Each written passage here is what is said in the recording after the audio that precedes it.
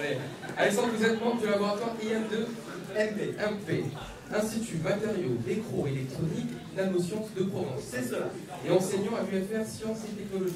Sciences et techniques. Sciences et techniques, pardon. Voilà. Votre laboratoire regroupe principalement des physiciens, des chimistes et des micro-électroniciens. Exactement.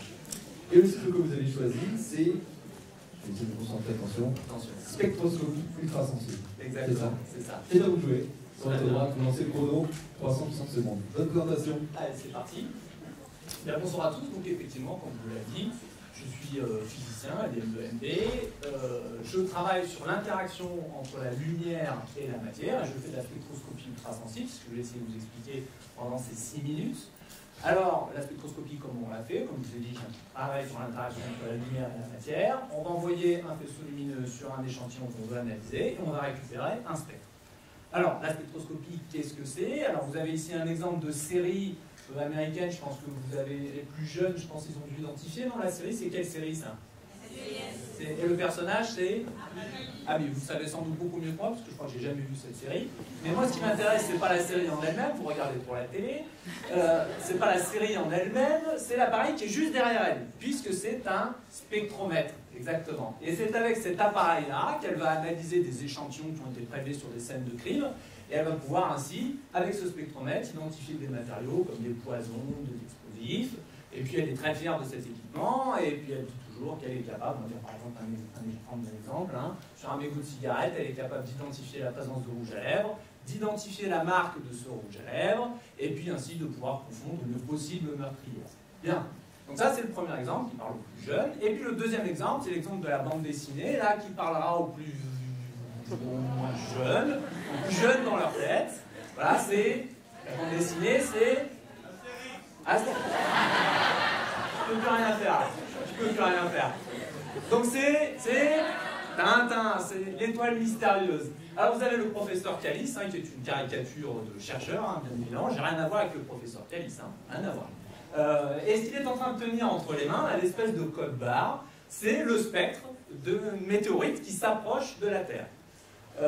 Et donc, en regardant ce spectre, hein, qui peut vraiment être considéré comme un code barre, hein, comme une empreinte digitale, comme l'ADN du matériau qui constitue la météorite, il va comparer ce spectre, ce code barre, il va le comparer à une bibliothèque de spectres de matériaux qui sont connus et qui existent sur Terre, et il va pouvoir dire la météorite est constituée de tel ou tel matériau.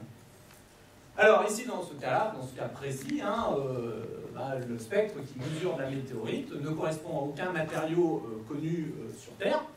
Et donc, il décide fort modestement, hein, puisque vous savez que nous, chercheurs, on ne travaille pas pour l'argent, hein, on travaille uniquement pour la gloire, et qu'on n'est jamais aussi bien servi que par soi-même, il décide fort modestement de baptiser ce matériau de son propre nom. Voilà. Je ne ferai pas de commentaires sur la modestie des chercheurs. Donc vous comprenez bien, hein, que cette analyse spectrale, hein, c'est remonter, quand on étudie un matériau, remonter à l'empreinte digitale, à l'ADN, quelque part à la saveur du matériau qu'on cherche à analyser. Donc quand on mesure le spectre d'un échantillon, on est capable de déterminer le matériau qui constitue l'échantillon. Alors le problème, c'est que souvent, hein, on aimerait bien pouvoir faire cette analyse sur des molécules ou différents types de matériaux qui sont présents en très faible quantité. C'est le cas, par exemple, ça peut être des polluants dans l'eau de mer, ou ça peut être des médicaments qui sont présents dans le sang, des substances interdites, des psychotropes, etc. etc. Dans ces cas-là, la molécule qu'on veut analyser est présente en très faible quantité. Et donc, pour comprendre la difficulté d'obtenir le spectre, je vais prendre un exemple qui va parler à tous les Toulonnais, je pense, hein, c'est l'exemple du pastis. Alors, vous savez tous, hein, je ne lancerai pas de débat sur ce sujet-là, vous savez tous que quand on prépare un pastis, hein, à consommer avec modération, hein, je précise. Hein. La bonne proportion entre l'eau et le pastis, c'est 5 points. 5 volumes d'eau pour un volume de pastis. Alors imaginez-vous en été, vous voulez vous servir un pastis, pas de chance, votre beau-frère est passé avant vous, vous savez qu'il est passé avant vous, vous dites voilà, qu'est-ce qu'il y a dans la bouteille? Et bien quand vous allez voir la bouteille, il vous reste, si vous respectez la proportion de 5 pour 1, de quoi vous servir? Un dé à coudre. Aïe aïe aïe, frustration terrible. Imaginez que moi, dans le pastis, je puisse mettre une poudre de perlimpinpin qui fait que la saveur reste la même si vous diminuez le taux de dilution.